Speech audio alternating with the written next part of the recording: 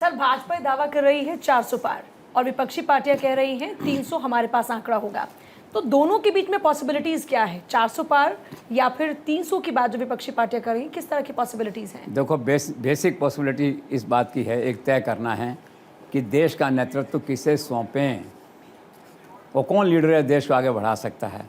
उस लीडरशिप में अगर देखा जाए तो नरेंद्र मोदी के अलावा कोई दूसरा व्यक्ति सामने नहीं दिखाई देता है। और इस चिंता के साथ में कि देश का नेतृत्व किसे सौंपें, हम संभावनाओं पर विचार कर सकते हैं। लेकिन सबसे बड़ी संभावना पे विचार करने से पहले एक बात जो कहना बहुत ज़रूरी है, वो ये है, हमारा जो आकलन है, irrespective of numbers, Modi is all set to take over the oath for the third time as the Prime Minister of the country।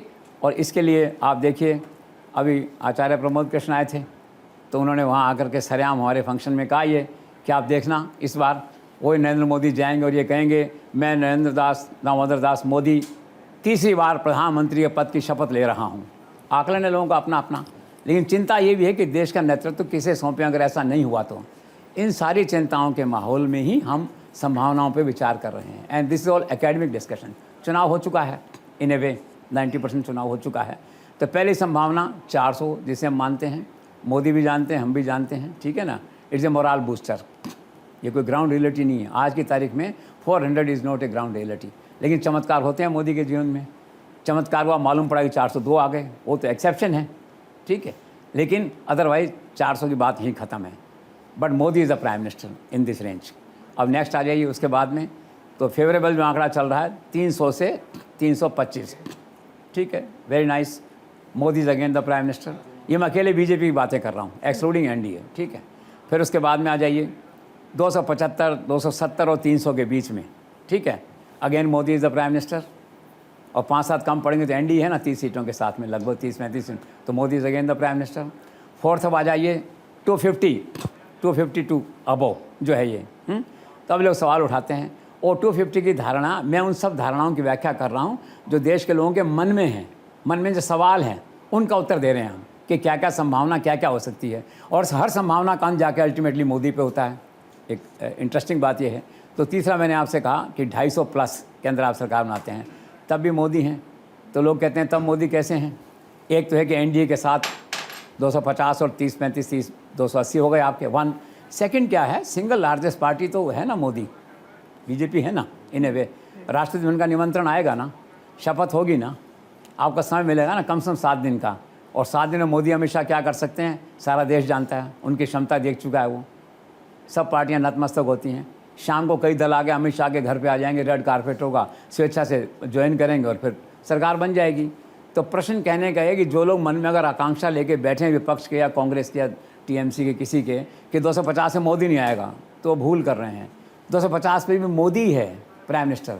और ये मैंने आपसे कहा, बीजेपी में कोई प्राइम मिनिस्टर बनता है तो मोदी है। मोदी के अलावा या तो सरकार ही नहीं है बीजेपी की, ये मान लीजिए, और बीजेपी की सरकार है तो Modi is the only choice, इसमें कोई विकल्प नहीं है सोचने का। तो इसमें again Modi is the prime minister. अब आप और नीचे आ जाइए, 5% लोग ऐसे हैं, यूट्यूब और सब पे बड़ा हल्ला लोगों से चल रहा है कि सब 200 पे रह जाएंगे। प्रियंका गांधी कहती है 200 पे रह जाएंगे, कोई और लोग कहते हैं 200 पे रह जाएंगे। मान लीजिए चलो 200 पे रह गए, और मोदी ने सोचा कि मैं तो लड़ूंगा, मैं देश को ऐसे अनाथ होकर नहीं छोड़ सकता। मैंने जो किला खड़ा किया, जो स्वर्ग बनाया देश में, जो स्वर्णिम काल बनाया, मैं इसको छोड़ के नहीं हंसता, मैं इसका मुकाबला करूँगा 200 का। तो भाई 200 पे भी लिख के रखना, इस बात को नोट कर लेना। तुम इस बात को शिखा कि 200 पर भी प्लस एनडीए और प्लस शाम को जो अमित शाह के घर पे लोग आएंगे चाय पीने, और शाम को घोषणा होगी और आदित्य ब्रेकिंग न्यूज़ देगी कि ये दल भी मोदी के साथ है, तो सरकार बनेगी, फिर मोदी है। अब एक अंतिम बात पे आ जाइए। बहुत से लोग ऐसा सोचते हैं, चलो ये नहीं तो ये बताइए 200 पे रह गए तो क्या होगा, 200 से कम पे रह गए, 200 से कम में जाता नहीं हूँ मैं। और फिर अति है, विशेषण का दुरुपयोग है, एक तरफ 200 के नीचे जाना, एक कहते हैं। तो ये सारी स्थितियाँ हैं। लेकिन अब दूसरी तरफ क्या है, कांग्रेस वाले तैयार हैं। जयराम रमेश काफ़ी सुलझे व्यक्ति हैं वैसे comparatively in the Congress setup जो है। उन्होंने कहा किसी भी आप चिंता मत करिए, हमें मौका दीजिए, बीजेपी एक बार 200 पे आ जाए फिर हम पे छोड़िए। उनको भी आशा किरण है, ठीक है। अब वो कहते हैं क्या होगा कि हमने तय कर लिया है कि जो सबसे बड़ी पार्टी होगी, सो कॉल्ड अपोजिशन, यूपीए जो भी आप कहते हैं उसको जाए, उसका नेता होगा, वो प्रधानमंत्री होगा। बाकी हम सब विभाग बांट लेंगे। हम 2004 में ऐसा कर चुके हैं, मनमोहन सिंह ने पूरे 5 साल शासन चलाया था, हम भी चलाएंगे। ये उनका ऐसा मानना है। ठीक है, एक पल के लिए मान लेता हूँ मैं, एनालिसिस की बात है ना, कल्पना की उड़ान तो एनालिसिस में कहीं भी जा सकती है कि चलिए उन्होंने बना ली सरकार, मान लीजिए हैं, तो नरेंद्र मोदी कितने दिन चलने देंगे सरकार को भाई? Narendra Modi will always remain a force in India another 20 years. चाहे प्रधानमंत्री रहें चाहे प्रधानमंत्री नहीं रहें, कैसी भी स्थिति में रहें, वो फोर्स हैं। वो इतना आंदोलन खड़ा कर देंगे अगले 6 महीने के अंदर, सरकार को मुश्किल हो जाएगी। क्यों? उनके मुद्दे ऐसे होंगे, जनता बेसिकली तो साथ रहती है ना उनके, 10-20 सीट ऊपर नीचे हो सकती है। तो इस देश की राजनीति में अगले 15-20 साल तक मोदी ही दिखते हैं, किसी भी संख्या को कैसे आप ले लीजिए। जब मैं कहता हूँ कि irrespective of numbers Narendra Modi will form the government, तो उसका तात्पर्य ये है, उसका भावार्थ ये है कि सिंगल लार्जेस्ट पार्टी होने के नाते सरकार बनाने का निमंत्रण नरेंद्र मोदी को मिलेगा।